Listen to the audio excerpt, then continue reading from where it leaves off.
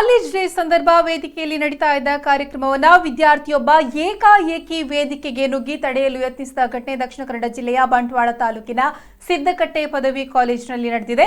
March 8ರಂದು Siddakatte ಪದವಿ ಕಾಲೇಜಿನಲ್ಲಿ college ವಾರ್ಷಿಕೋತ್ಸವ ಸಮಾರಂಭ ನಡೀತಾ ಇತ್ತು. ಈ ಸಂದರ್ಭ ವಿದ್ಯಾರ್ಥಿನಿಯರು ಭಜರಂಗ್ ಹಾಡಿಗೆ ವೇದಿಕೆಯಲ್ಲಿ ನೃತ್ಯ ಮಾಡ್ತಾ ಇದ್ರು. ಇದರಿಂದಾಗಿ ಕೆರಳಿದ ಕಾಲೇಜು ವಿದ್ಯಾರ್ಥಿಯೊಬ್ಬ ವೇದಿಕೆಗೆ ನುಗ್ಗಿ ಹಾಡನ್ನ ಅರ್ಧಕ್ಕೆ ನಿಲ್ಲಿಸಲು ಯತ್ನಿಸಿದ್ದಾನೆ.